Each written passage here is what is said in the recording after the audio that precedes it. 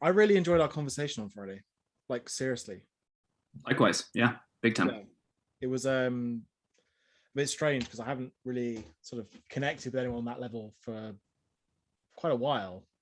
Mm-hmm. Um, but yeah, no, I really appreciate it, and I appreciate you kind of coming back today. Yeah, of course, man. It was enjoyable, and a lot of the themes we discussed actually carried into kind of my own like internal monologue, what have you, that everyone has throughout the whole weekend. And I think I can't, to if you want to jump into it real quick. I was thinking about your initial question of like the meaning of art and stuff, and like I think the best word to go off of that, and I was like, man, I wish I'd said Friday, was revealing. Mm. I think that's kind of the best we can shoot for with art. I think is revealing, because truth can inherently be subjective because of the kind of multiplicity of the world we live in right now. But yeah, I just like that like dawned on me yesterday, and I was like, revealing. That's kind of what I think I was trying to get at with Sam, and I think we're kind of both arriving at. Right, but this is a interesting point, right? Because when we say revealing, Mm-hmm. are we talking about a blank objective truth, or are we talking about revealing? I don't even know what else you'd reveal but the truth, right? I don't know. But I think the truth is, it's kind of like what we were saying earlier, and is like, you get kernels of truth from certain things, and those might lead you to an objective truth or some level of objective truth in some manner. But because, the existence we live in is like kind of striated, and, there is multiplicity, truth can come from different things. So it's like, like for me, if it's like a kind of theological based truth, you can get it in very unlikely circumstances. For me, like from the opposite end of the spectrum or something. So it's like there's kernels of truth in a lot of things. So I think with art is you have a revealing experience, I think. And I can't say that always arrives at a sort of empirical truth, but I think it can point to a transcendent, a sacred. It can point to that, but because I think everyone's at different trajectories of truth, I think, and spiritual maturity, I think, revealing, I think, is the closest that I think art can get to. It can allow for that, but I don't know if it can actually achieve truth altogether. Yeah. Because I think, it's something I found very fascinating was I saw, about a few months back, some like I think it was like a UK blogger guy was talking about, he was criticizing Brexit, but he was he was criticizing it through like watching the films of Andrei Tarkovsky, and providing hope in these very dark times, because with Trump getting elected or with Brexit. And politically, I would say Tarkovsky's themes might be very different than the themes that he's implying, but he's seeking hope through through Tarkovsky's message of hope, because like you can't compare the two. Tarkovsky was making works that questioned spiritual and faith-based matters in the primarily Bolshevik atheist USSR. Much more left-wing than I think this, leftist UK writer's writing from. So their political spectrums are really different, but like at the same time, that individual, whether I may or may not disagree with them, probably disagree with them, like is writing from like a perspective that's, inherently adding truth to their own narrative. And sometimes our narratives have to collapse at certain points. And I think revealing can allow that at times. Does that make sense? Yeah, kind of. I think it's I don't want to get off on the wrong foot, but like maybe no, a go ahead. potential point of disagreement. I've been You can disagree. I'm fine. rather obsessed with Goya recently. Oh yeah, love Goya. Specifically the horrors of war and the black paintings, right? Which are the ones that people always get drawn The black to. paintings. Yeah. And I feel like they don't really, well, at least for me, they don't really reveal anything. They sort of have added to the dismay and the confusion in a way, because art can do that to us. Like if you hear a really discombobulating piece of music to go completely 180 on us right now. Like I remember the first time I heard Kanye West's Yeezus album. I was just I couldn't understand, and I hated it for that. Right. But getting back to revealing, you know, 5 or so years later, it's grown on me, and I really like it. Well, that's sometimes the kind of response we have towards something is like it's revulsion can like lead to illumination or a revealing, you know, and it can sometimes take time. Some stuff that I've really liked the most and has like lasted the longest in my attention or has had a big impact on my life, you know, just works, has been stuff that I found revolting at first. And so I think there can sometimes be that we project often our own where we're at with our own like internal narratives onto a piece often, you know. So some people, they often see people who are like ideologically possessed sometimes will completely project everything political onto art always, but sometimes art is operating in a amoral, apolitical sphere, but it's providing a sort of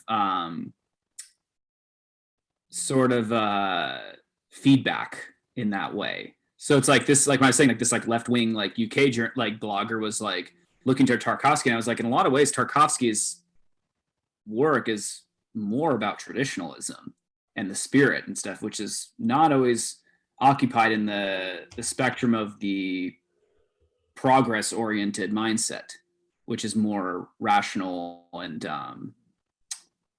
utilitarian. So it's like, I think we sometimes we have stuff that disagrees with us, like our own, but and I think the revulsion can sometimes be from an allure, from the experiencing two emotions at once, like allure, but also disgust. Yeah. And so I think the kind of that bifurcating experience can be really abrasive to people at times, and then it can kind of grow on you. You know, it's stuff that like really, when I was a lot younger and I was still kind of getting used to certain styles of music, you know, I remember feeling really like, okay, this is like the route I need to go down, because what I was listening to previously is pushing me in this direction, but this is almost too much. But then I'll give it like 6 months to 2 years later, and it's like I'm all in and I can't go back, you know, with something, and it's revealed a new spectrum of consciousness, thought, way of interfacing with the world aesthetically. So I'm not trying to make a political comment. I'm trying to just like use like that an artist can be coming from one perspective, and then someone who's their perspective on their life that kind of, especially because people are so politically obsessed right now, is like they project all of that onto that, and they can still find kernels of truth in that, but at the same time the art itself can disrupt that. And I think that's the revealing part, is through the disruption at times, which can be both pleasant and negative, you know, euphoric and debilitating. So we've kind of come back around on that, is the point where I thought I disagreed in terms of, you know, revealing things, but I think ultimately, like even the like utmost content and disgust sort of tells you something about yourself, right? Sure. And what I find interesting is these things aren't universal. Like you mentioned, you know, interpreting films in a certain political lens or whatever, like that is not like the intention of the artist, but it is a result of the artist in what they do, right? And it's interesting Yeah. because we kind of get into a weird kind of relativism within, in terms of like, well, okay, art is revealing, but it reveals, you know, autonomously of the artist and also independently of the artist, right? Yeah, totally. Yeah. Like the concept of like the egregore that's often used within occult practices, but I mean, you can even see that concept validated in iconography in the Orthodox Christians, where it's, you know, and I think Plato discussed this too, is the arts have a very powerful effect upon society. And I think Plato said, like, you know, you should, I mean, he was kind of more of a state guy, like, you know, control the arts a lot more, because they are kind of their own, they're kind of like entities in their own way, you know, like they have a sort of effect on people in this kind of autonomous way. And so it's like what can be an intended purpose from the creator can all of a sudden, it can kind of take on a life of its own with the way it's interpreted, you know, that relationship between its viewer and it. So I mean, they do have a very I think that makes the artist way more responsible, which I think is something people don't talk about now. I think, you know, people don't discuss that aspect of like artistry, that like, you know, a piece can kind of enter into the bloodstream of civilization and have different effects on it, you know, through the circulatory system of that.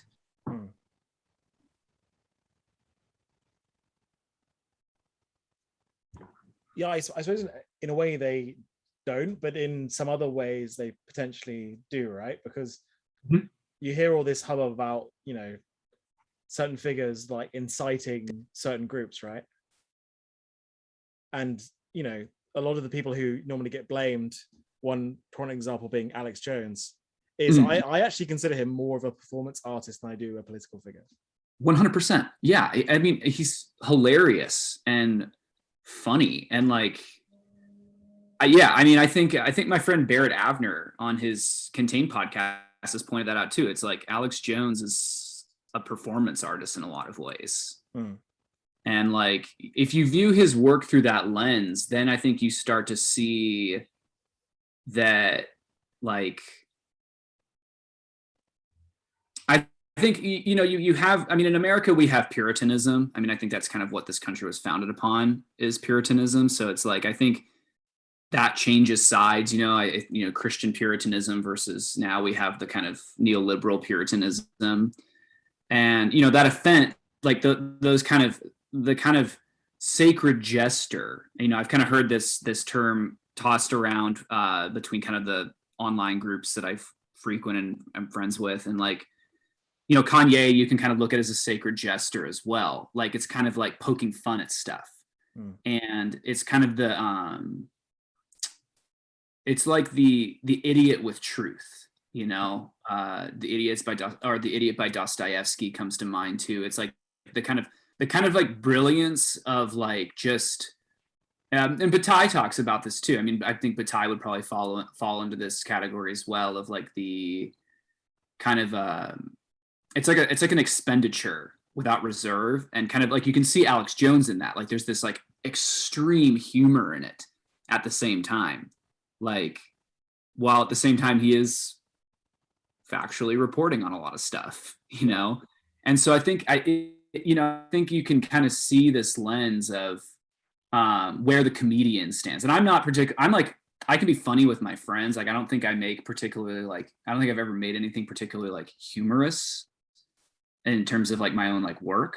But like, I can see like the comedian is kind of like that character. Like, they kind of take on a certain amount of abuse from the audience and from society for saying kind of scandalous stuff, you know, or stuff that kind of offends, you know. That's a revealing in itself, you know. Alex Jones, it's like so funny and like powerful, you know, just like I like the clips and stuff, or just like listening to InfoWars, like he like, you know, it's terrifying when he's right, which is often, but then it's also hilarious at the same time. Does that make sense? Yeah, it's a really great litmus test to bring him up because it does reveal possession quite often. Mm-hmm. Because I think that his danger is greatly exaggerated in terms of Oh yeah. the dangers that profess to him. I think he's dangerous in other ways, and I don't say danger necessarily as a bad thing, you know? Like, Yeah, totally. but it is a good litmus test for someone in terms of, like, you know, they'll hear the name and think, you know, like it's a sort of Voldemort sort of character, right? Right. Well, I mean, look at like what happened with Dave Chappelle recently, for on Netflix, where I watched a little bit of it, and it's like, he kind of makes some like kind of scathing remarks towards the LGBTQ community and stuff. Not scathing. It's just like it's humorous. Like I think as he says it's all funny until like you're the end of the joke, Like that's when it kind of starts to like offend people and stuff. And so I think a lot of that stuff gets blown out of proportion, because I do think we're in like we're at a moment culturally where I don't think there is freedom creatively. I might get a lot of flack for saying that. I don't know. I don't really give a fuck anymore. But yeah, I mean, I think I think that's kind of the role a lot of the jester and this isn't an original idea of mine. This is something I think a lot of people have talked about, is just the person who kind of is like, they conduct like chaos in a lot of ways, or they generate chaos. And it's kind of this like sorcerer kind of way of like making a joke about a group, it can be any group. I'm not singling out specific groups, but it can be about that, or they can point something out that is designed to offend, but it's designed to kind of like create laughter, and like it's kind of this moment of cutting through intellect, and just like the kind of bodily like response occurs. Yeah. And I think that's kind of like I think, Kanye West and Alex Jones really vibrate on that spectrum. I think they understand how to like push boundaries and kind of like break through the kind of like stern Puritan intellectual kind of side hemisphere of our brains, and like kind of induce laughter at the same time. Because it's like, it's like Kanye West. It's like I just heard he like rented out the Met in New York to watch Fist of the North Star by himself, and it's like, I'm like, that sounds tight, like watching that alone in the Met. But it's also like the fact that he's doing that like incites humor, because he's like shoveling out tons of money just to do this. It's a gesture of like humor. You could see that with Trump, with like the huge spread of McDonald's and stuff. There's these kind of like gestures of like expenditure that kind of go beyond like rational logic of like, why would anyone spend that kind of money to do that? And it's like, or like go to this extreme, but it's like there's humor in that. There's a landscape that's unknown, that they're like kind of breaching in doing that, and they're entering into a dangerous zone by doing that, because there's always going to be criticism, there's going to be people offended, but that's also when you get into that kind of, you're getting into the deep end, and that's when I kind of think things start to get a lot more interesting. Yeah, I think we're coming back to like revealing here, because performing or just being a trickster sort of person isn't so obviously a piece of art, right? But there is this correlation, because in terms of revealing, laughter is true laughter, genuine laughter is an involuntary response. Yeah. And when you laugh, whether it's out of fear or genuine amusement, it's revealing something, right? It's communicating something, it's telling something. And I also think one thing I love about these trickster characters, and the Trump McDonald's spread is such a great example. So good. Because I think it would have been very aware of how like kind of corny it is. Yeah, totally. I think he knows how corny he is. And totally. I don't know if it's just a Brit thing, like me looking at him as a Brit, but we perceive him as incredibly corny, like incredibly like Americana. but I think that's kind of like his humor at the same time. Because I mean, he has like a gold toilet, and he used to hang out with like rappers in the 80s and early 90s. And I think like you can find some like songs where they're like kind of just like, I want to ball like Trump and like it's in a golden sink. You know, it's like there's a certain like profane and sacred humor to that, you know, that and again, like none of these ideas are original on mine. Like I think, you know, Nina Power, are you familiar with her at all? She's pointed out some of that, like the sacred trickster kind of jester character. I took a course from her a while back. Yeah, I think she did the Bataille course, right? Yeah, she did the Bataille course. Yeah. Yeah. I think that's my next big reading. Bataille. Yeah, he's great. Yeah, I'm a big fan. I really liked Tears of Eros is really good. His book on his like secret group Asafale is really good. There's like Andre Breton is in it. A bunch of like the surrealists. Is the kind of mainstream book worth it? I think it's called The Secret of the Eye, right? Is that worth it? Yeah, I think that's one of his, like, I haven't read that actually. It's like his erotic fiction, I think, which is what put me off for a while, actually, because I was like, I don't just want to read it. I want to get some philosophy going on here. And Yeah, I mean, you can see it kind of like as just a continuation of a lot of his like philosophy is like his fiction. It's pretty similar. They kind of feel like he's coming from the same place. I think the biggest thing with Bataille too that I really like is Bataille talks about myth making, and that's something that like I've really been interested in for probably like the last 8 or 9 years, and I couldn't really put my finger on it why, but I think like when there are certain artists that the work leaves, it's kind of like what we were saying on Friday, like the sacred is inherently veiled. And that's why I think it's sometimes difficult to say that there's truth in art. I think it's better to say revealing.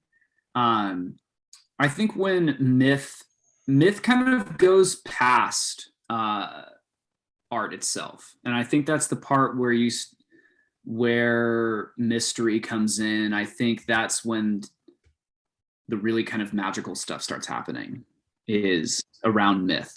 And you know, some artists like really objectified that. You know, I think, you know, Genesis P-Orridge from Throbbing Gristle and Psychic TV, or like Warhol, even like a lot of those artists worked with persona around, but it was kind of essentially around myth making. You know, it was kind of, the work was like I'm more about the work personally, but like the work was kind of secondary for them in a lot of ways. It was more about like the cultivation of persona. And, you know, I think, you know, Trump does that. I think, you know, Kanye West does that. And you kind of have this sort of like,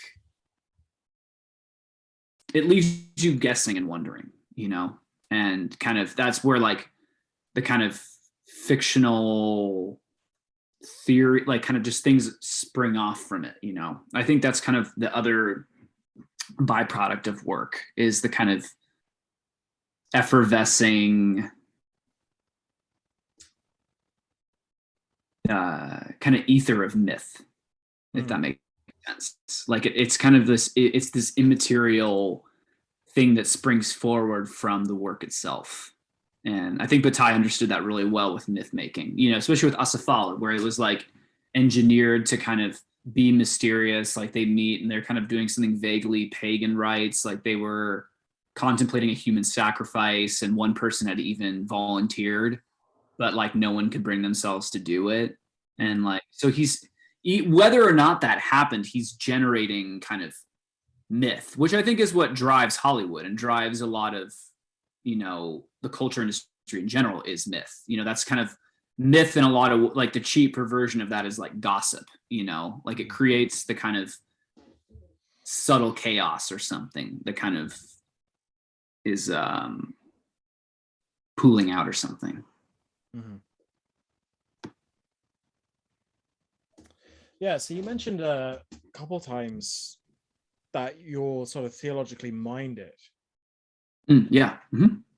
Do you consider yourself a religious person? Oh yeah. Yeah. Um, Even when I wasn't, I think I was. And I think that's a big thing. I mean, this is probably one of the biggest like pilling moments of my life, was just realizing, in my opinion, the human psyche is geared towards worship. Mm. And because I think the human psyche realizes that it's inferior in some capacity, and like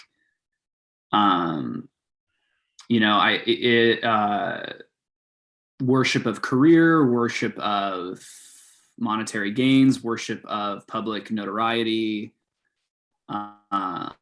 I think these things are more toxic, Ouroboros kind of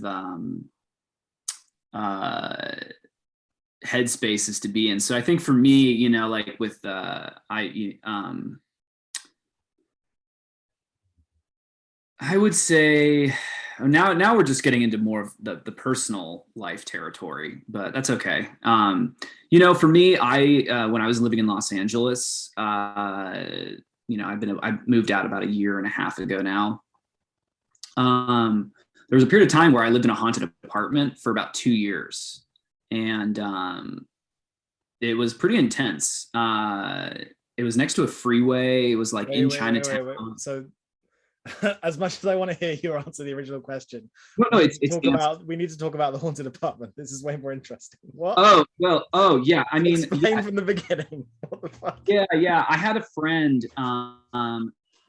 Basically, LA's a really difficult city to live in because it's expensive, but also like its economy, just like you can never really get, compared to like the Bay Area or New York, where I've lived most of my life. Like there's access to capital. You have to work a lot, but like there's access to like money a lot more. LA, it's a lot more difficult. So it's kind of like there's this certain desperation that kind of permeates throughout Los Angeles, I think.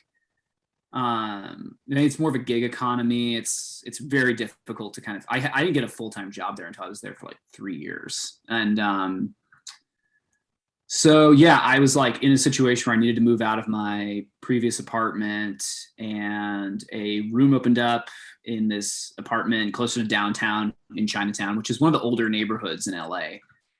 And the guy, like a week or two before I was moving in, the guy was like, "Yeah, I got to tell you something. Like this apartment's haunted, like really haunted, and it's concentrated a lot in your room that you're moving into." And so I was like, "Oh, great." But at the time, I was kind of like, I had this like kind of identity amongst my friends, I think, whether cultivated by me or kind of a little bit of both, where it was like, I'm like the weird guy, or like weird stuff happens, Mythmaking.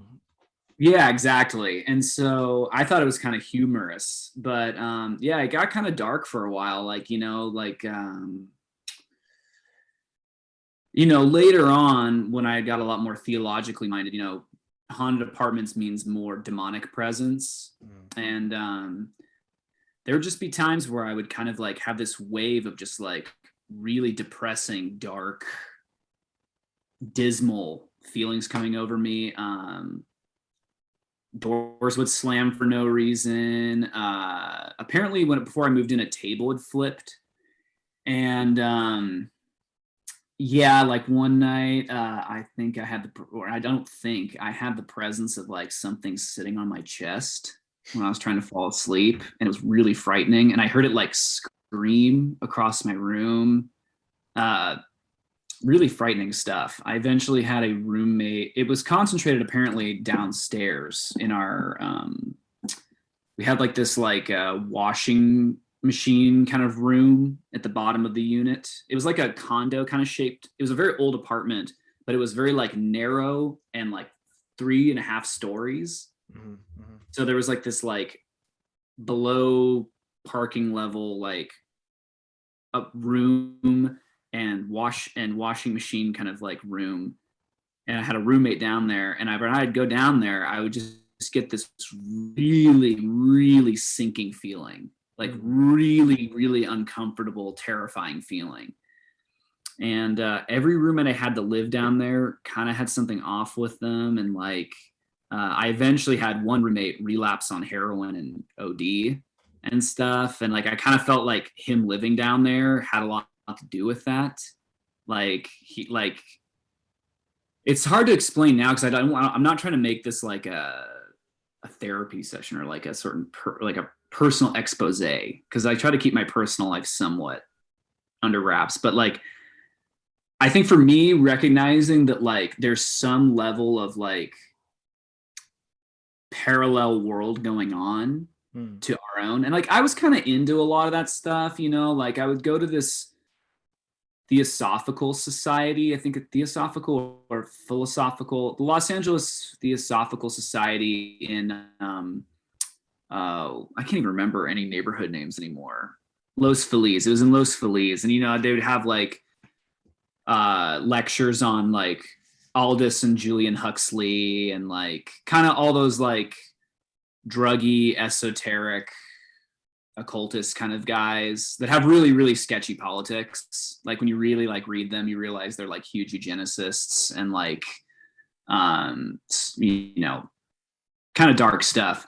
So I think I was like all around that stuff. And I just like noticed over time this kind of, I don't need to go too much into it. Like there's innumerable amounts of times, like I saw stuff out of the corner of my eye, which is kind of, I think how these things operate is like, they don't come into plain sight. It's kind of, you have a sensation of that. And I think there's the materialist perspective where people are like, oh, it's chemicals in your brain firing off. And like, you know, that's, you know, hallucinatory stress, all this stuff, you know, like, and you can write, and it's a compelling argument, but like, for me, I just believe, I was like, no, this is something that is inextricably autonomous from my mind that's going on. And, you know, I couldn't explain it to a lot of people. And cause like a lot of people around, like I think a lot of people around me are more of the materialist mindset or occult mindset, where it's just things are hidden. Like there's no kind of sense of like empirical arriving at of like what something is. You know, later on when I got more into Orthodox theology, it was kind of like, oh no, that is the presence of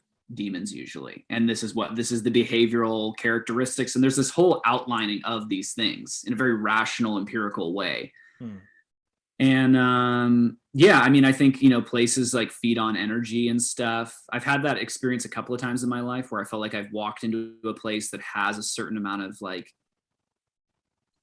the other world is spilling out into this world.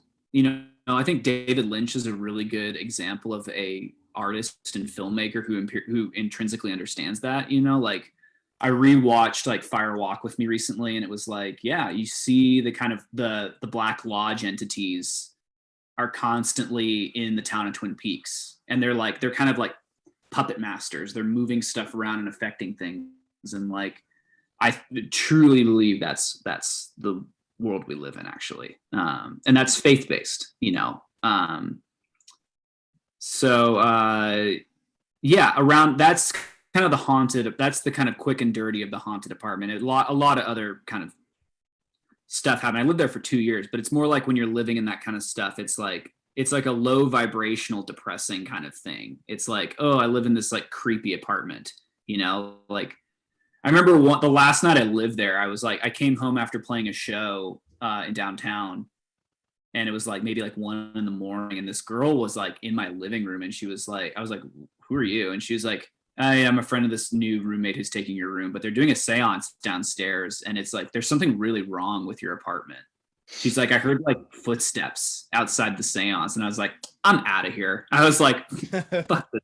I'm out of here. I went and like crashed on the drummer of the band I was playing at the time's couch. I was like, I hate this place. It's like, that's the thing. Like a lot of dark and creepy stuff. It's alluring at first, but then it's like lived in. It's really low vibrational, boring, because it's inferior to like the higher realm.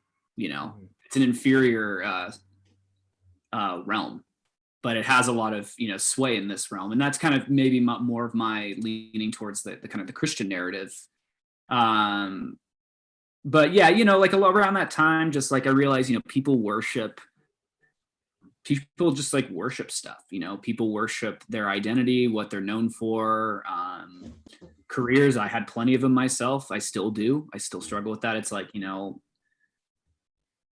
regarded as like intellectual or like, artistically talented. Like there's just like things where it's like these things kind of keep us from in my personal experience, just like are a substitute. When Nietzsche says like we have the death of God, it's not like, I don't think Nietzsche is really proclaiming that in a sort of, look what we did, we're too smart for this now. It's more like, what are we gonna do? The marketplace is going to become a cathedral. Like Eucharist is going to become like hyper consumerism or something. Like it's Master and Margarita talks about, like I get like, Moscow, like the intellectual scene there. I think this is pre-Bolsheviks, or no, wait, this is in the USSR, because I think Joseph Stalin was Satan technically in this. I think Mikhail Bulgakov based Satan on Stalin. And, it's really in vogue to be a modernist and be like very rational and very materialistic and like, oh, all phenomena is like things, chemicals firing off in my brain. I am the universe in my own brain, and I don't know.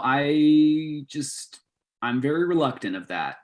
I'm a very superstitious person. My mom is, so maybe I just learned that. But, again, someone can make an argument for that. But theologically minded, yeah, that's kind of, I don't think I can interface with the world without that headspace. And I think like there's a certain ordering of, and I think the authentic Christian experience, which is from my experience, the Orthodox faith, which is more metaphysical, honestly a lot more like it's very more like open and mysterious to me than like sects of Roman Catholicism or especially Protestantism. Yeah, I just like had a lot of stuff like valid, like the Orthodox, it has just like it's very mystical, but also like can order like metaphysics and mysticism in a very like clear and rational way. So yeah, that kind of informs like, I mean, I think creatively everything I've always really liked has had a sort of like religious element to it, especially Christian element to it, even if it was like secular or heretical. But I think like putting that together really ordered something in my mind in a huge way, because like I couldn't justify like being an artist or a musician past the age of like 27 or 26, because then after a while it's like, what are you doing? Like, you're just kind of trying to create a persona. Like that's literally what it is. After a while is like most artists, and maybe this is a very condescending thing or judgmental thing to say, but I think a lot of artists, it's about creating a sort of elite character to society, or like a kind of a dislike of society at times. And like, I'm not saying that, I'm trying not to be condescending. I can say that because that's like kind of like what I was thinking at times. And then like now a lot more, I think I see the role of like creative expression a lot more, that humans are permitted to be world creator, like to create worlds within the microcosm of the kind of macrocosmic world that we exist in, because there can be revealing elements and revealing truths through that. And the kind of those being transported to those other worlds can help you actually elicit a response that can be pulled into the actual world itself. And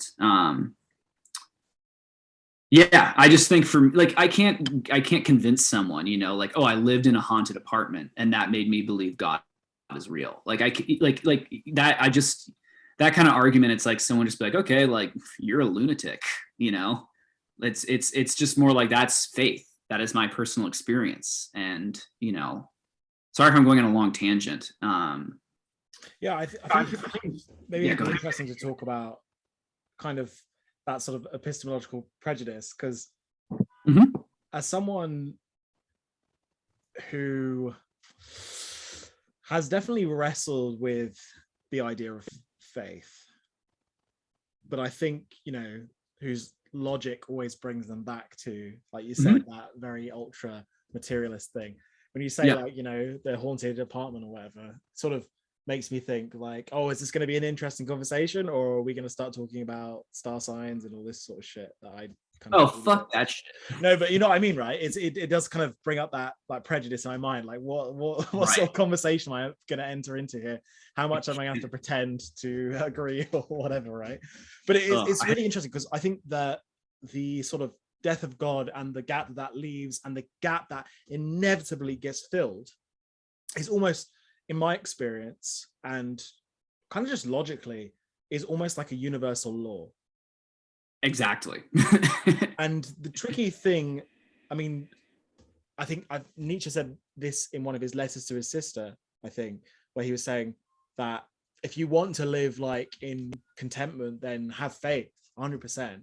He wasn't even against faith necessarily. And he says, if you want to know, if you want to like go out and be, you know, Nietzschean, for example, you have to like keep investigating. It's not, there's never going to be a certainty. And this is the thing I struggle with, because, you know, as soon as I become skeptical, like you said, like whether it's, you know, money, career, markets, whatever, right, something comes in and fills that gap, like almost inevitably.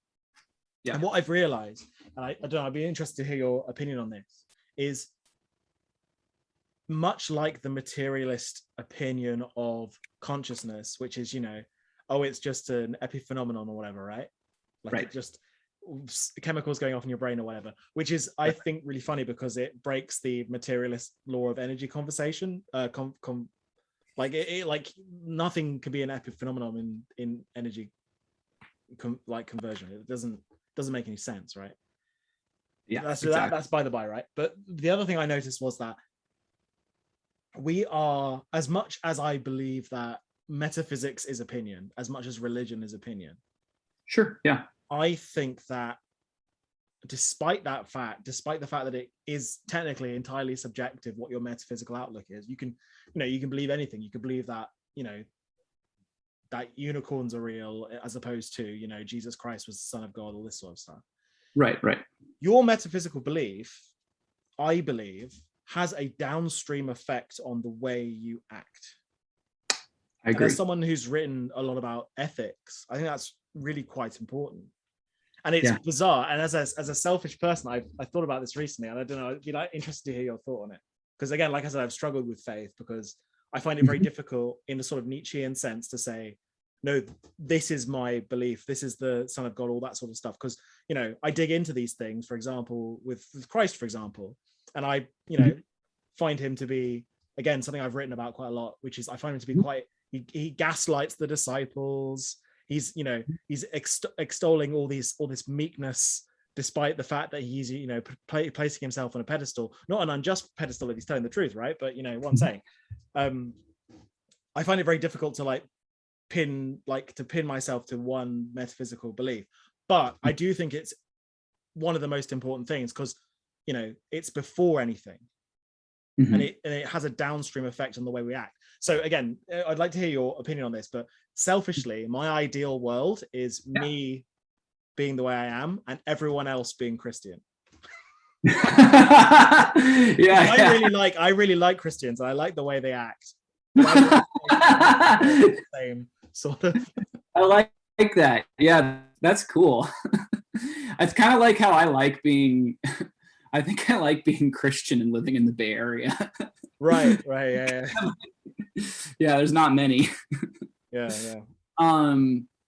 Yeah, I mean, the thing that also, this is again not one of my own original ideas, but it is a very good observation, is like a lot of like continental philosophy or just philosophy in general, the moment it starts talking about metaphysics or religion stuff, it kind of sinks into like a Gnostic or I think it's perennialist. Yeah, Gnostic or perennialist notion. Like it's almost always like that's what happens. It's kind of like, oh, we're either like Platonists where it's like spirit good, matter bad, And so like you have kind of like the techno-Gnosticism now of like, oh, we're gonna get uploaded onto like a hard drive, man. Like like they hate the body or something. And like, you know, Nietzsche's kind of that way a lot. Like from my reading of him, is it's kind of this like elite thinking at times where it's like it's time to transcend and play amongst the stars and stuff. And I'm not saying Nietzsche's bad. Like I do like, I've read some works by Nietzsche and I've really taken a lot from them. But I think what he does get at is like the fake piety of like Protestantism. I think that's like really what he was railing against. And Kierkegaard was similar. And Kierkegaard, who was a Christian as well. Like, I think the danger sometimes of those is you're still falling victim to things that you're railing against at times. And so like the Gnostic belief is always this kind of elitist thinking of abandoning the flesh, which just means like abandoning things that disgust you and, you know, rising to this God realm, you know. That's kind of like what a lot of that is. Or it's like the perennialist stuff where it's like there's truth in everything, and like I think it's pantheism, or my terminology really sucks, so people cannot quote me on this, but like worshiping nature, we don't know anything, Mother Earth, Gaia, Kali Yuga cycles and stuff. It's like those things really, you have no empirical truth with those.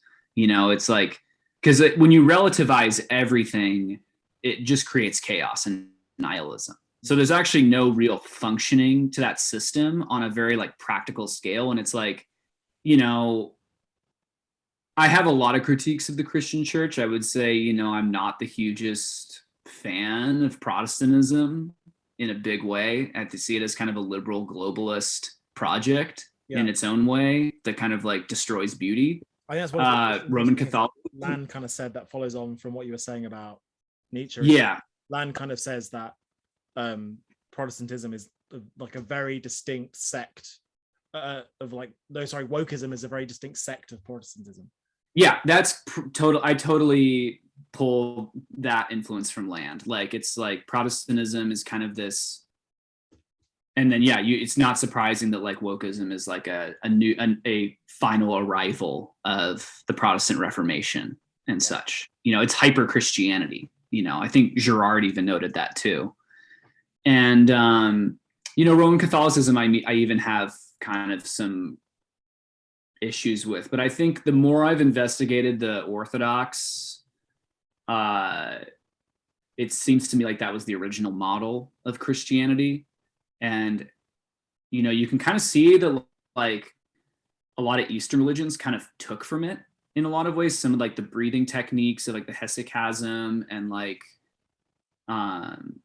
fast, like the importance of fasting, and like just like there's terminologies like pre-list, like false spiritual consciousness, and like it kind of disavows the woo-woo spirituality that's very popular in New Age and in a lot of Christianity.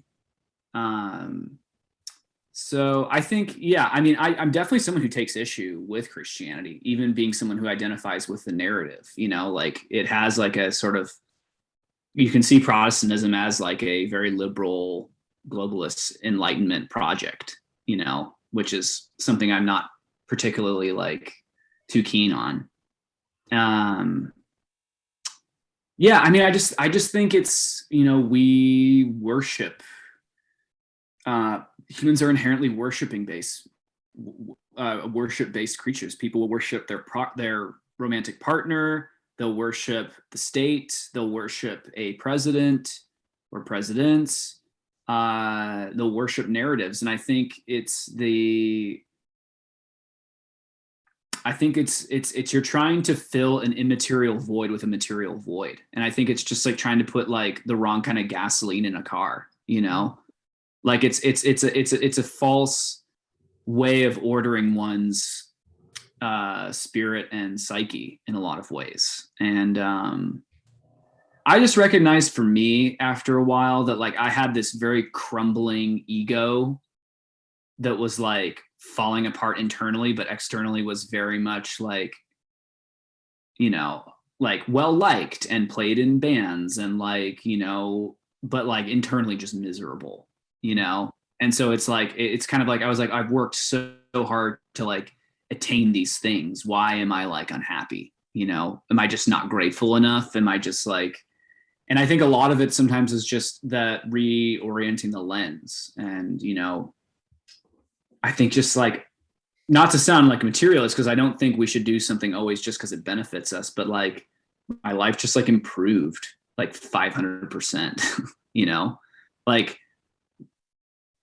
kind of just low vibrational depression, just like kind of out the door, like just bunch of just stuff. Like, I don't know. I think it's just like the kind of the like low hum of modernity, I think kind of leaves people feeling really kind of like something's missing in a lot of ways. Mm-hmm. And again, like I'm not here to like preach. I'm kind of more like interested in like, you know, like, cause like, yeah, like a pull from land or something. And there's a lot of, he has a lot of interesting insights that I think are actually pretty true. And about that theologically. So like, that's kind of where I come from with that. And I don't know, like, it's just like hard for me to not see anything as like religious at this point in my life. Like when I you know, I played in bands for 10 years and I would just, musicians, a lot of times they're creating a persona, you know, it's almost like a bishop or like a priestly kind of performance, you know, and I'm not against musical performances. Like I like playing music and stuff. I just see like there is a certain like, there's a similarity, you know what I mean? Mm-hmm. There's like a really strong similarity to like religiosity and music at times, or like performance and like what people, especially now where it's like we're in this age of kind of like Deleuzian facialization of like human identity, where like people can kind of more and more artificially craft their identity through social media and stuff. Like they can really kind of like keep a tally on their presence and stuff and how it's perceived and stuff. And like in a lot of ways that's very divorced from actually like a person who's like a operating bodily entity. Mm-hmm. So I mean, I've gotten a lot of flack for it. I mean, I don't know. I think I can't tell if I have some friends who dislike me now or not because of it, but I think I think a lot of the stuff that Christ preaches, I think are designed to help people, you know. And I think they're for everyone. I'm not like going to be some like evangelical, like I really don't like the way Christianity's been weaponized. I mean, you see in the early 2000s with the way Bush weaponized kind of like evangelical culture of like, you know, like, oh, like the Twin Towers were blown up because of gay people. It's like, that's like the most wicked shit you can say, in my opinion, you know, like just like, and you're like proclaiming this kind of Christian narrative. I'm just like, you know, can't get down with that. And it's like I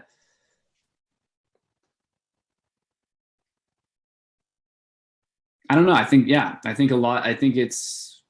the materialist project of trying to make life as easy as possible dilutes meaning.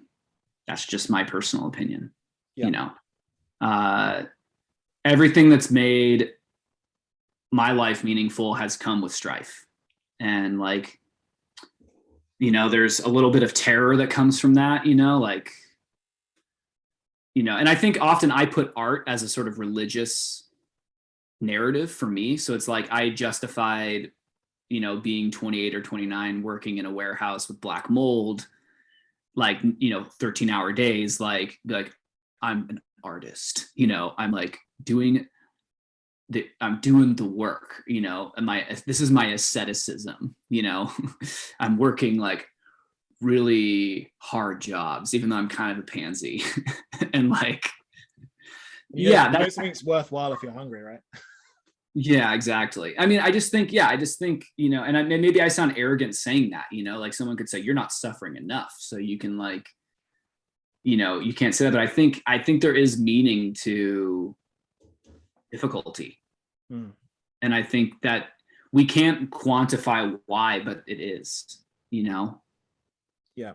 This is kind of why the eschatology of a lot of the beliefs we have in the West right now is a bit strange, because kind of like the transhuman eschatology is to eradicate the things that are human, and then there's, you have I think it would be commonly called the luxury communism sort of crowd.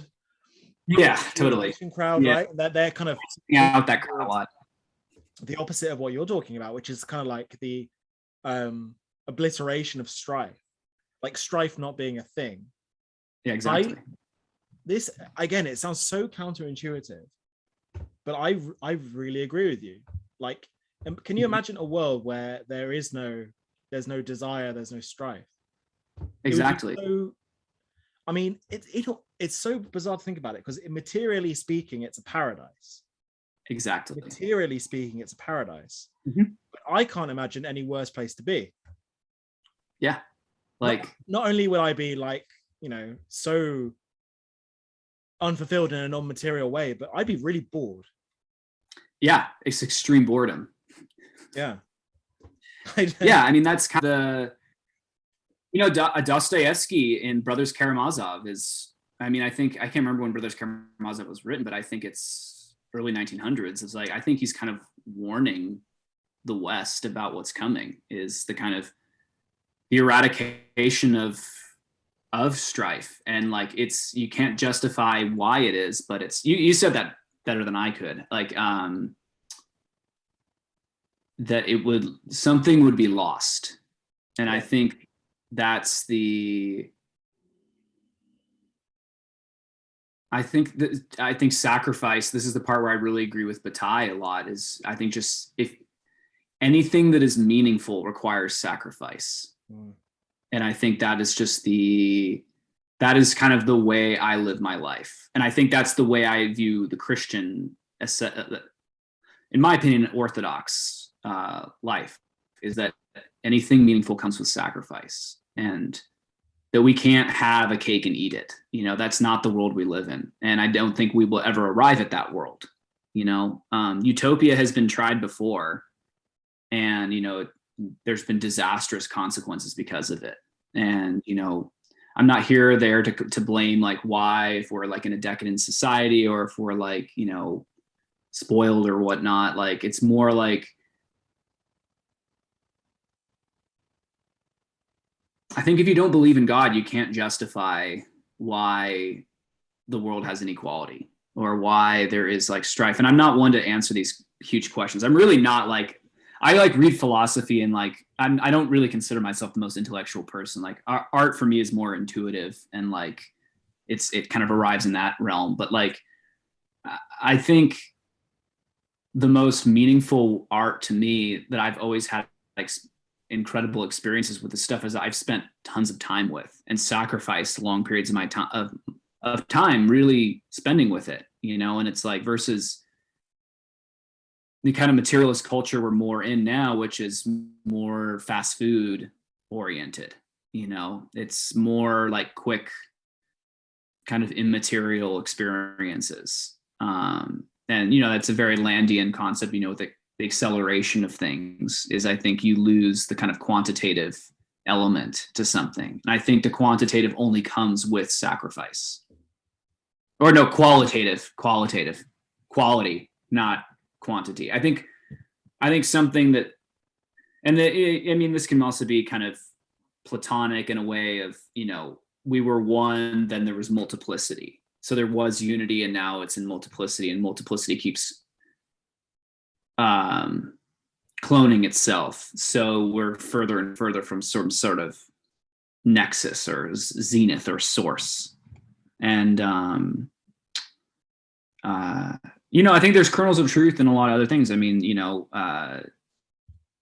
even like even Hinduism, and I'm not a perennialist by any standpoint, but like Hinduism has mentioned, people lived a lot longer when they were, hundreds of years ago. And it's like, even now, it's like because of like all the like microplastics and glyphosate that's in the atmosphere and stuff, like people have new autoimmune diseases, their teeth are more messed up, like hair falls out, increased aging. So it's like our mechanical artificial world of progress is actually like kind of having an adverse effect on us, like this is something I arrived at too. But when I was like over time, like I had some health issues when I was living in that that haunted apartment where it was like, and I'd arrived at like, oh, the more artificial things are, it's actually like the more adverse are the effects they have on us. So it's like, glyphosate, which was, I think, released into the soil in like 1996.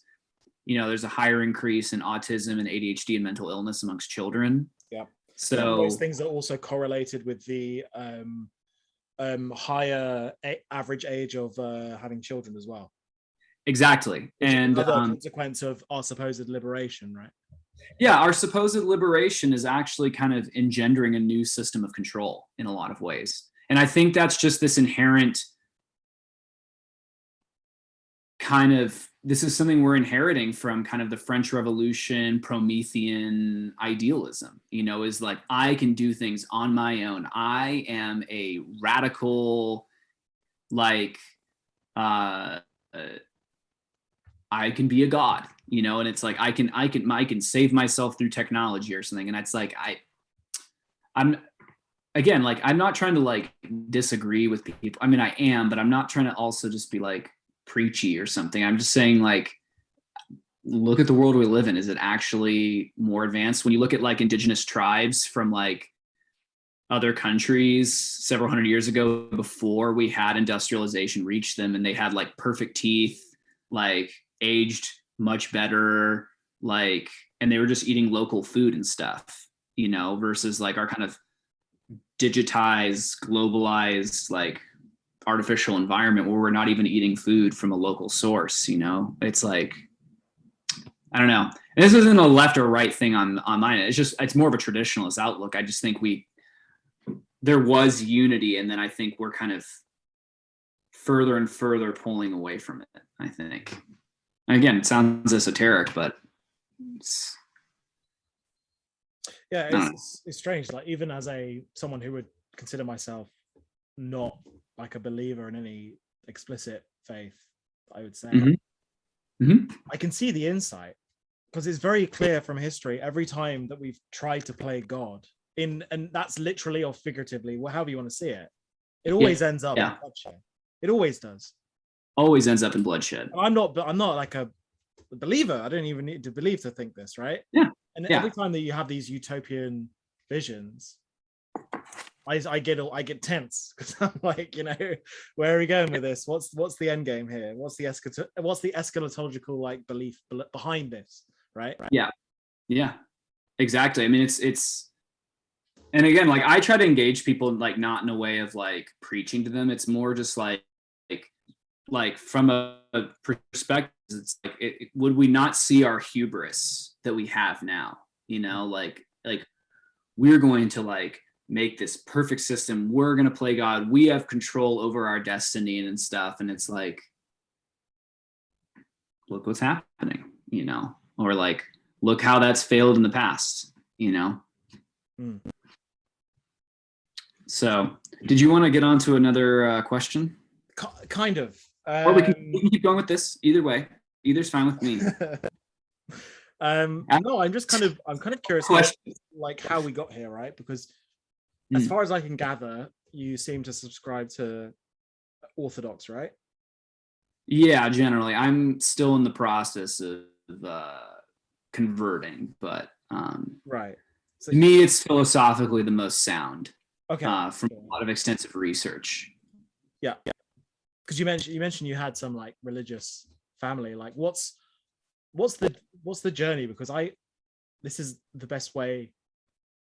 Well, one of the best ways to understand, I think, because I kind of frame my own in terms of what I believed in politics over time, or what I believed religiously over time, all those sorts of things. Right. So, I mean, if it's not too personal to share, I would be interested to know what the journey is. Yeah, I mean, I grew up in like a Protestant. My mom's side, as I think I mentioned, is from Scandinavia, which is a very Protestant nation, and so I grew up like, I guess I'm technically like Episcopal, but I grew up in like a Presbyterian church and stuff, and it's like, it's kind of, you get the the corny like U2 kind of worship song stuff. You know, got like pastor guy in a flip flop with acoustic guitar and like a Hawaiian shirt. All that good And stuff, yeah. yeah, and like, you know, very, very just like no sense of the sacred or like, I guess like what I would later learn is like sacred and stuff. And so like, you know, as a teenager, and I was like, F this, I'm out of here. Like, this is so dumb.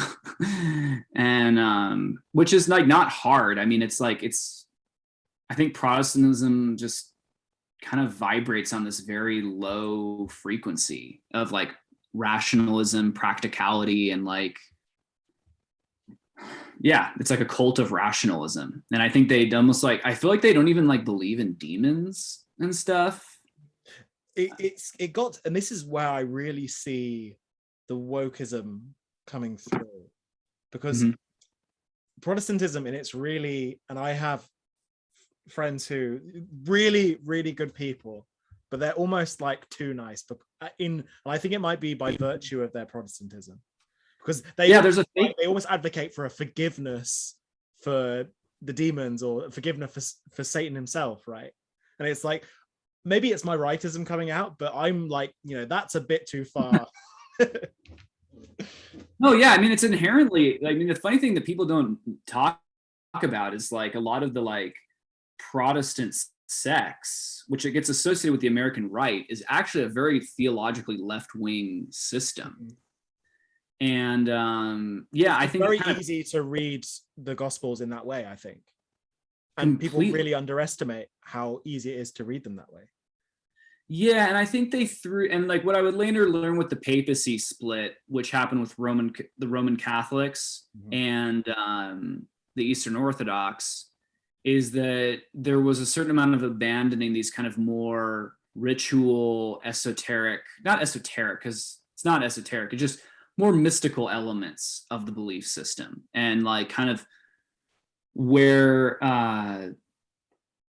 metaphysics properly sits. And so like there's almost no metaphysical structure in Protestantism. That's the thing. Like, it doesn't even talk about a metaphysical structure. And so like that's why you see a lot of Protestantism become kind of new age, or like hyper like capitalist, or like just you get all these like weird offshoots of it that like make no sense at all.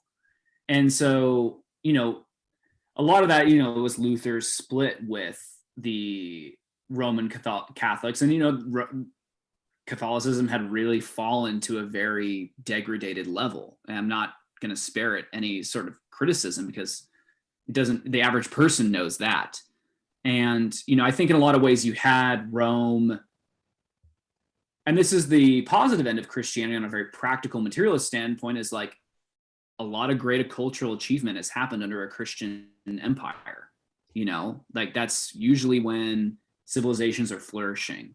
This is they're a Christian empire. This is the downstream metaphysical effect I was talking about. Like, because exactly. Like, even through like a brutally logical lens, I look at, you know, the beliefs of, you know, an artist like Michelangelo, and I think, well, that's a bit silly to believe that, isn't it? But then, you know, when it comes to what he created and his genuine reasons for doing it, I don't believe that it would be the way it was if he didn't have a committed metaphysical belief. Yeah, I mean, yeah, I mean, Bach was the same way. Right. A lot of these, the vitality in some of these people is absolutely astounding. Like when I really like I've been listening to Bach a lot the last like year or so, and it's like just the vitality in that guy. Like he had like 17 children or something, and like composed like so much music, and 98 to 99% of it is all for the church. You know, like it's amazing. You go through the well-tempered clavier, and it's like, you know, you've got every single key, right? Yeah. And every single composition is like perfect for that key.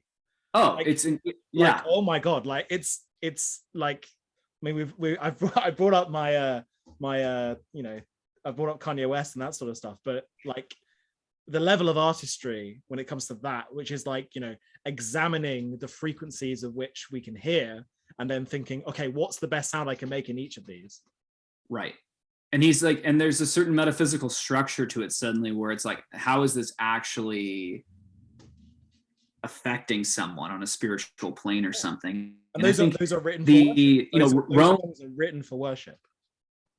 Exactly. And I think Rome and Europe Europe early on understood this, where Christianity benefited them a lot on a very material, cultural, economic realm. Like, because like, I mean, you could look at Roman Catholicism and it's like their portrayal of God and angels is basically just the Greek system, like Zeus is God, like all that stuff. Like that's not like angels aren't cherubs, like little babies with wings. Like angels are described often as these very like terrifying looking things that probably look more like something that would be in Neon Genesis Evangelion, at times. Like it's not like this, and there's no fault in that. I'm not faulting Catholics. What I'm saying is like it's more like the history of stuff at times is like, Christianity subsumes a pagan religion and then it kind of takes on characteristics. It kind of works in this kind of corrosive way, and a lot of those pagan religions are actually validated by Orthodox. Like they're just worshiping lesser gods or demons, like those, like Orthodox is a polytheistic religion, but it's a top-down tier structure. I didn't know that. That's interesting. Yeah, I mean, Yahweh is like the zenith, and like the hypostasis Trinity operates in that one cannot go through the Father except through the Son, but no one can go through the Son without the Holy Spirit. So it's kind of this like Trinity. It defies logic in a lot of ways. And then there's, the whole hierarchy of angels and demons and stuff. And like those, and so like pagan rituals are actually like correct in a lot of ways because they are worshiping something. It's not materialism. Like they're not a materialist, like nothing exists. Like they're still addressing that there is a spiritual realm. And so I think you have this cult of rationalism happen kind of starting with Catholicism, which then culminated in Protestantism, of kind of rational thinking of, oh, and you just need to throw out this other stuff, all this like gobbledygook, like fasting twice a week. That doesn't help with building an economy that we're trying to build. Or like, and this is why Orthodox is not a left wing or a right wing belief system inherently. It kind of also dismantles like consumerism and like kind of has like ways of like treating certain things as in spiritual development. And I'm still learning a lot of this stuff. So it's like there's ways to quell certain like afflictions of the soul. So it's like if you have like intense sexual yearning or something, and that's not always a bad thing, but it's like fasting from food can actually help lower that. And like the Orthodox monks talked a lot about this. So it's like it can help give you a lot more of it's about like arriving at gnosis. That's really what a lot of the Orthodox is about, is like the ascetic struggle of like the Christian life up the hill helps you to arrive at gnosis, helps you to like gain control over your passions. So you're not possessed by things outside of yourself. And it's not this like kind of repression or like, you can either control them or they control you. And that's kind of like how people worship. That's how people become like worship immaterial things or like worship other idols, or they become compelled by the more negative aspects of their personality. Some like a critique I would have of a lot of like our liberal,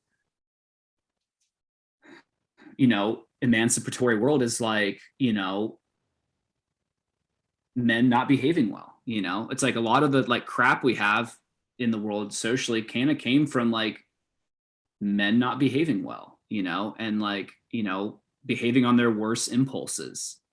And it's like, that's our responsibility as like men to take that on. And like, so.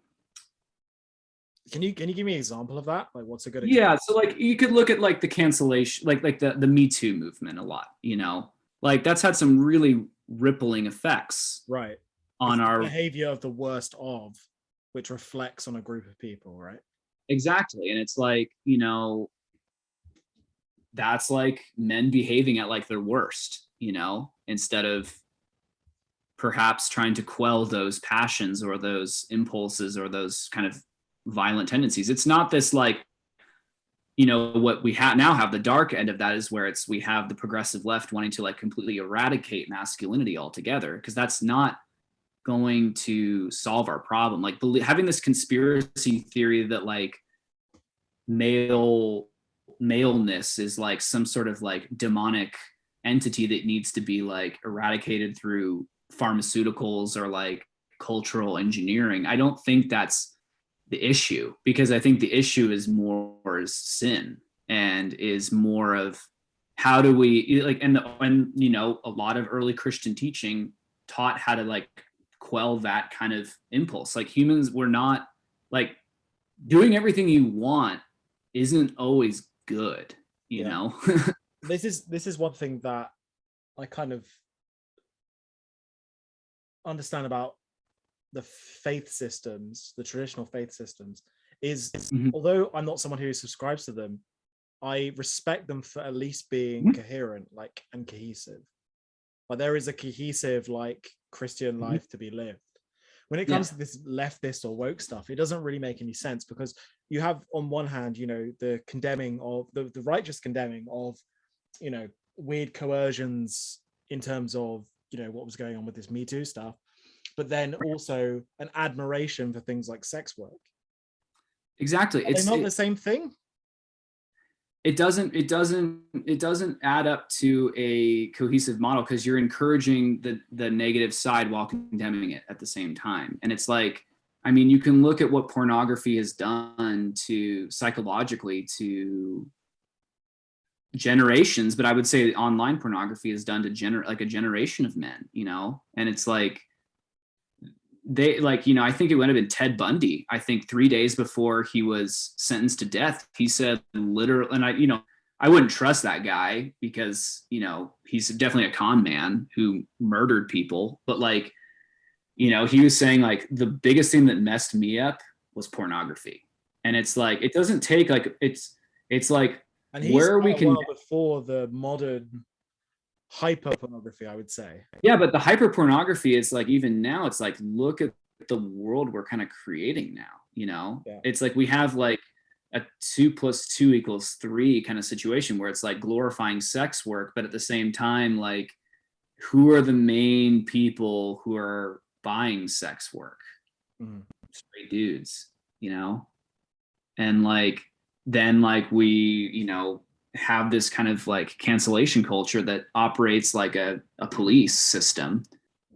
And but it's at the same time, this is kind of the runaway, it's almost like a runaway capital in a kind of a way where it's like it's making tons of money and it's like kind of giving people this supposed empowered individualism, but it's also generating this like really toxic byproduct at the same time. The fruits of it are really, you know, and I'm so reluctant to get on like a moral soapbox because like that's the thing that turned me away from Christianity. So I'm almost like nervous talking about this stuff because like I have plenty of friends who I think would probably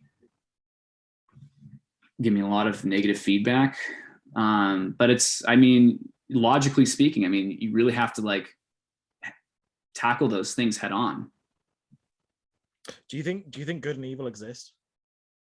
I don't think evil is a material thing. You know, I think created matter is good. You know, I think evil comes from will. I don't think of Jung talks about like evil being this like thing you need to like deal with that's in you, that's natural and stuff. Like it's like shadow, a fluid. Right? What? The shadow, right? Yeah, shadow stuff, which I some of the shadow stuff I agree with, but like he has this very Gnostic thinking of like, and it's like you kind of look at Carl Jung, like if you really like break his life down, it's like he's kind of a shitty dude. Like, I mean, I hate saying that, like sounding like a condemning person, but it's like, I mean, the guy like married like he married like the richest woman in like Switzerland or Austria. So it provided him like an upper middle class lifestyle of I believe he had affairs with his clients and this sort of stuff. Exactly. And then he justified his like affairs with his clients by like, this is me needing to like be in touch with my shadow. Like that's like the most like stupid excuse you can have. Like it's like, oh wow, you're like living, you don't make enough money to like live in this like castle, in the mountain himself, which is like a little bit like Michael Jackson's Neverland, really, right? Yeah, and then it's like, but then you justify like all the affairs you have on your wife on your like esoteric philosophies that you're making. It's kind of like, it's like, I don't know. It's just I think we're coming back to that sort of downstream effect, right? Yeah, because it's almost like a self-fulfilling prophecy, right? Yeah, totally. Yeah. So I mean, that's again, faith is. I think to quote Stalker by Tarkovsky, it's you have to want to believe, I think.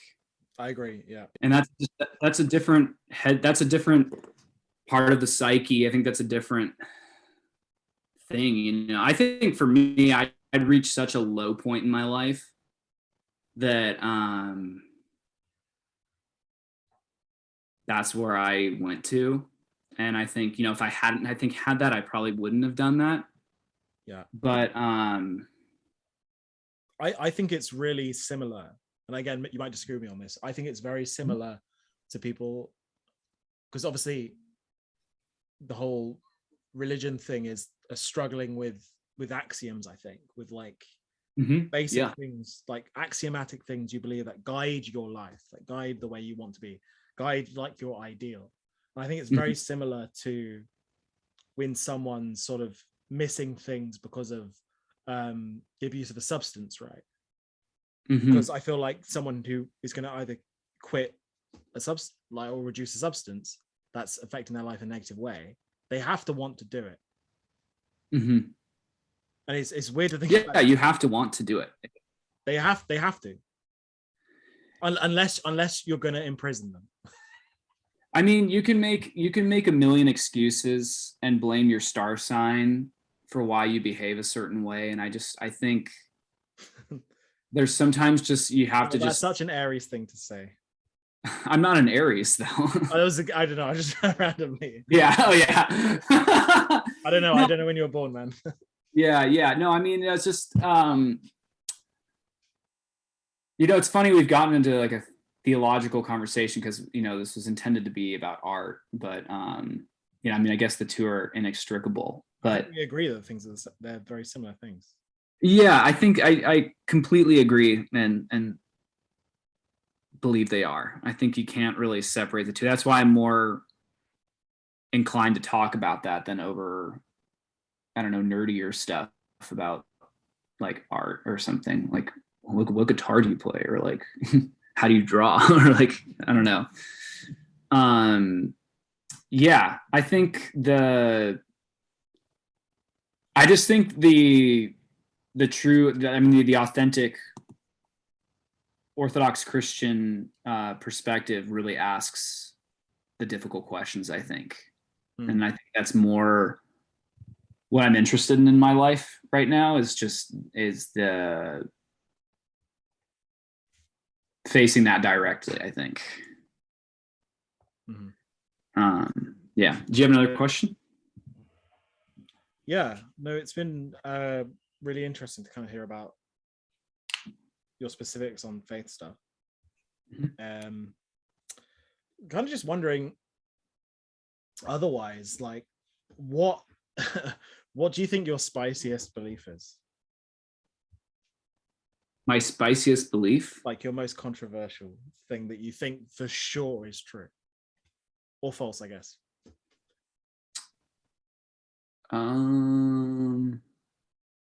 But if the Christian narrative is true, it's absolutely terrifying. Oh yeah. Like if that's real, that's like that's probably the scariest thing I can conceive of. Yeah, dude, you get to go away, and I have to go to hellfire. I don't even know if I'll make it though. Right, exactly. Yeah, the narrow path, right? Yeah, I mean, that's a pretty sobering belief. It kind of keeps me up at night sometimes.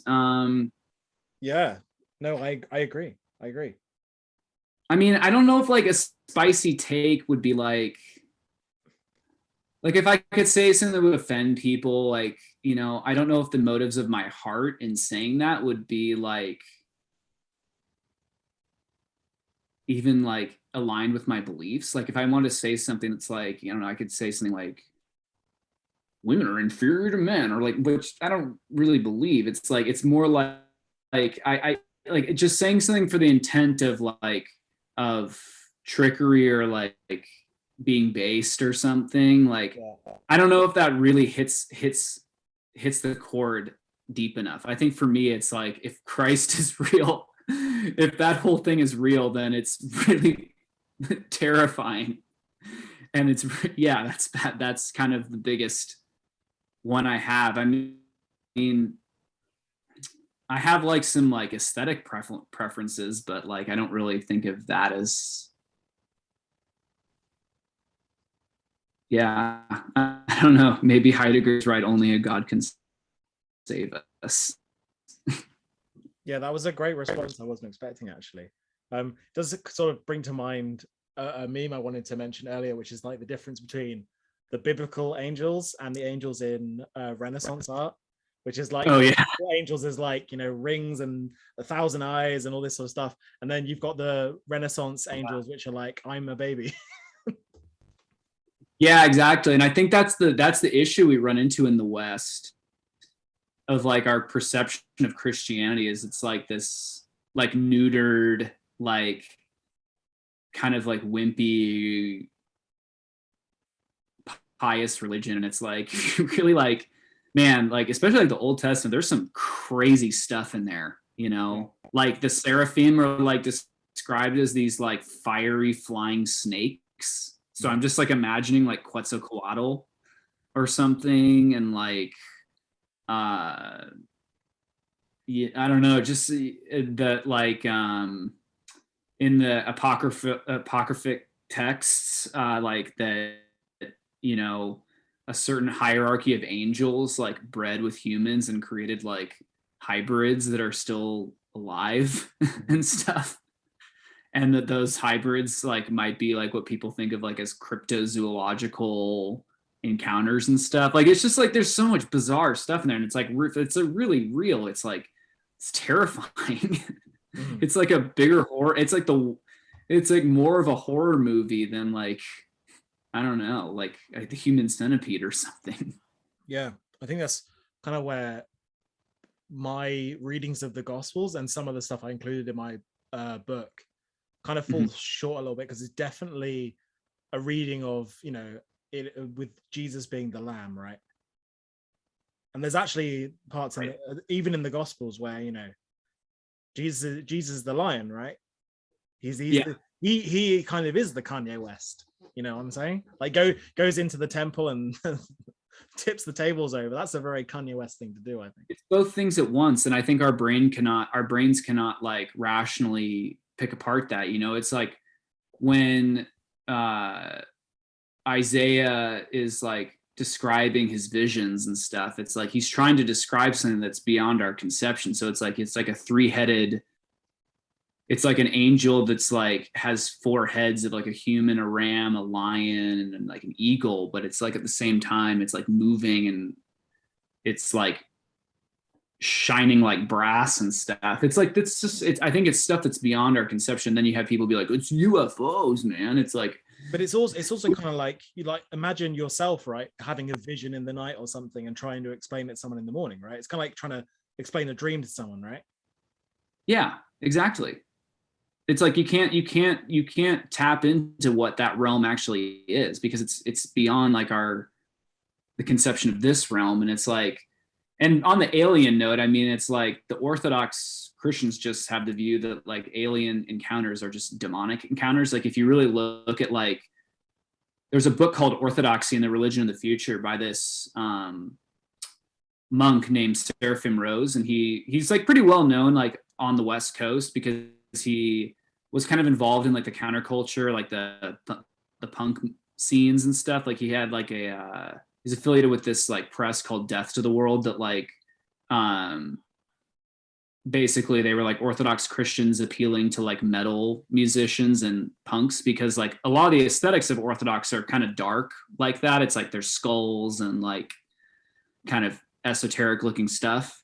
And he has a book where he talks about like, you know, alien encounters, and he's like then starts comparing it with old like occult texts and like demonology, and he's like, these things are the same thing. Mm-hmm. And so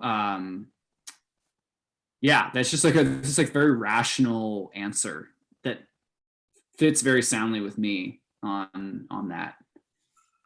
But yeah, like yeah, you know, like with the angels being depicted as like little children and stuff, it's, I think we really have the wrong conception of Christianity, I think, in the West on a very large scale. Yeah.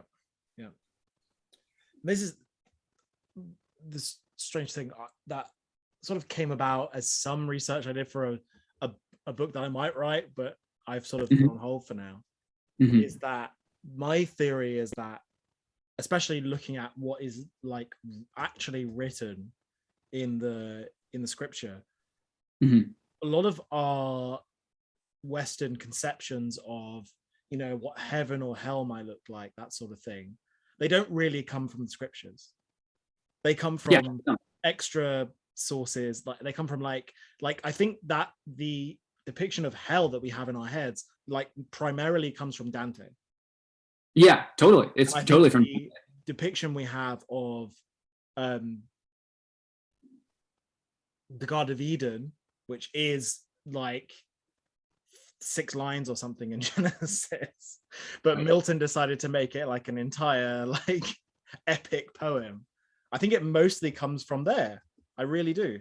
Yeah, totally. It totally does. I mean, there's another book by Seraphim Rose called The Soul After Death, where he talks a lot about near-death experiences that people have and experiencing like the heavenly realm and stuff. And he compares it with like occult texts, like with the astral plane and such, and like with the aerial plane, the toll houses and stuff. And it's like there's kind of like these, apparently like heaven is more these like 3-tier systems, and then like beneath that is like this aerial plane, and that's what most people experience in near-death experiences, is apparently the aerial plane, which is where like it's like a pleasant place, but it's like full of fallen spirits and demons tempting you, and like even Satan is there. Like there's this one saint in the Orthodox Church who was apparently a master wizard, and he met Satan because he had like fasted for like 30 or 40 days. And he described it like the realm that he was in was more like this like kind of lovely place, but then that like, and like that Satan's face was like a flower and stuff. But then like there was another vision like where he was then transported what hell actually is, and it's like just this dark cavern, and like people are just like in pain, and there's demons there and stuff. But it's very different. I think there's this deceptive quality of like people think like, oh, I'm experiencing like this like new age, like perfect, like no suffering after life thing. But then it's like, perhaps it's a deception, you know? You know, like it's like kind of described how like the devil is like handsome and stuff, like instead of like just like a reptilian red guy. Right. Yeah. That's another one, right? Is the whole, you know, depiction of Satan as the red guy with horns. I don't know where that came from. I don't know where that came from. Yeah, it might be like Hades or something. I mean, again, like you have like the polytheistic Greek gods really influenced. Again, like I said, you know, they appear in Dante, they appear in Milton. The interesting thing about Dante and Milton is they don't disbelieve the pagan gods. They just believe them to be like false entities or something like this, right? Or demons or whatever. Yeah, that's what the Orthodox believe too. Right. They just are false consciousness of spirit. Yeah, that's more of their view. It's like, you know, you can go and like, you know, burn a bush in, you know, rural Iceland to Odin, and you might be communing with something, but it's not it's perhaps not like the the head honcho around, you know? Yeah, I think even as like a non-religious person, I think the have you ever read the Screw Tape Letters? Oh yeah, I love that book. Okay, I'm so glad that didn't fall flat. I'm so happy. Yeah, I love that book. It's great. It's terrifying. Yeah, it was definitely, I mean, for me it was kind of like coming off Milton and Dante and realizing that, oh, there's actually something to this. It's not just, fairy tales and bullshit. There's like some like Yeah. moral insight and, something profound to say about the way we should act and all this sort of stuff, and the nature of the universe. But then coming into Screw Tape Letters, kind of made me see my own impropriety in a different way, because Yeah. often we're just like, oh, I effed up or whatever, right? And Mhm. or you feel like, oh, I got on the wrong side of my logic that day or something. But then it really helps, ethically speaking, to think about these things as demons, I think. Yeah. It adds a narrative in a lot Yeah. of ways. And it also makes it so that the things that are your improprieties or cause the improprieties, they're not intrinsically a part of you. It's like it plays like a psychological role as well, right? Yeah, because I think you have the issue sometimes of and I'd say maybe this is where rationalism kind of falls flat, is like if you have something like someone is like feels like maybe in like Crime and Punishment or something, where someone feels compelled to take the law into their own hands and murder someone or something. You can be like, oh, this is like some sort of like impulse in my head, and it's like it's of me, and I'm not a bad person. So like people can go do some really amazing mental gymnastics to justify some pretty like dumb behavior, you know. And I think when you associate those things more as like these trickster extraneous entities that are, not beholden to you and don't really care about you, it's a lot easier to kind of see like, oh, this is the influence of this, and I think it helps us actually act a lot more like ethically sound when like you can kind of see yourself as susceptible to them but also separate from them, because then if it's of you, people will sometimes, everyone wants to love themselves. Like someone might justify that. It's like, this is a part of me, and that's the issue I take with like astrology, is like, there's a lot of like justification for like pretty compulsive behavior that's destructive. Mm-hmm.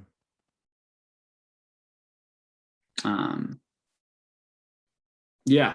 You want to talk about some art stuff, or I guess It's up to you, man. man, I guess, yeah, it's like it's a lot. Yeah, it's been pretty heavy, but a good heavy, I think. Yeah, I mean, I guess to kind of bring it back to art, I would just say, like, I think art is an extension of that kind of spiritual realm, and the kind of revealing responsibility of it, and that I guess that's my own personal opinion. I don't really fall into like, I think it became difficult the older I got to justify being an artist without being a narcissist. And so I think it's like, if there's like a certain amount of co-authorship, I think sometimes there's a little bit more of a will to do something and to try to like be discerning instead of just, I don't know, being very vague. I think revealing like, or eliciting like the spiritual response and like pointing to something is the best thing someone can do. I think, like Tarkovsky in Stalker really paints a great example where you have three men, wandering the zone. And that's probably like one of my favorite movies of all time. You have three men wandering the zone, and it's like you have the two skeptics who are beholden to their careers. The artist, I guess he's like a writer, and then you have the scientist. who's, I think, the scientist is kind of like the materialist, and then you have the artist who worships his career above all things, and then you have the faith-based man who believes that the zone is important, and like that you have to have faith that like when you reach the room within the zone that like you're going to encounter something incredible. And I always find that there's the one man who brings a bomb with him, and it's like he's the scientist and the rationalist, and he gets the artist to go along with him because they're like, we can't keep having something like this in the world. We can't have something that people associate as like a place where God actually exists or like something beyond us exists. Like we have to just get rid of this, you know? And you know, nothing happens with this, but it's the thinking that's making people sick, that's like having them do this. And so downstream effects. Exactly. And so I find that that's very interesting, that like, you know, if people did encounter something that's beyond their conception, maybe the first thing they would try and do is actually to blow it up. Yeah. Mm-hmm. You know? Okay. So I've got a suggestion. Sure. So I've really enjoyed our conversations. Sure. I would like to get a little long. I have not heard about Tchaikovsky before our conversations. So I think that it'd be a good idea for me to go away and maybe watch The Stalker, and then we can come back and have a conversation about it. I would love that. Yeah. I would say Stalker, Solaris, Okay. Not the one with George Clooney, the original one. Okay. Andrei Rublev is really good too. That's more of a commitment. It's more about Russian history than. Okay. Maybe I'll have a bit of a marathon and then maybe pick one that sticks out to me as something we can talk about. Yeah, that'd be great. I mean, he's incredible. He's one of my favorite artists of all time. So I would, yeah, let's pick back up after you've watched Stalker and Solaris or done a binge. They're long. I'm warning you. They're very long. Right. Okay. I've got patience. Okay. Cool, man. You wanna leave it off there from there? I think so. Yeah. Unless there's something you particularly press about. You know, I totally intended we just shoot the shit about art and talk about aesthetics, and we talked about theology and stuff, and so is that a bad thing or is it a good thing? No, it's not a bad thing. It's just hard to turn down the intensity of it after going to that, you know, for me. Like it's I think that means that we had a genuine conversation. If it's about that sort of thing and you feel intense, that means, I don't know, that means you actually mean it. Yeah. So I guess, yeah, then I think we accomplished something, you know, instead of just talk about, I don't know, surface level things. So right. Yeah. I really enjoyed you have a little bit more of the vocabulary to describe these things than I do. I got into like, you know, philosophy and theory mostly just as like a way to kind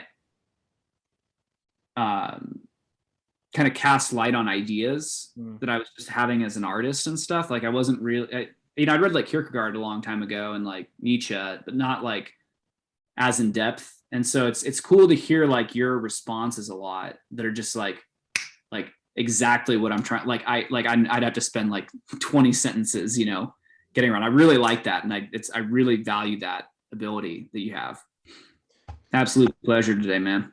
Yeah, it's been good. I will hit you up about the Tchaikovsky stuff. I think that sounds interesting because I don't know anything about, like, I know like a little bit about Japanese cinema, you know, but you know, it'd be good to dip my toes into some of the Russian stuff.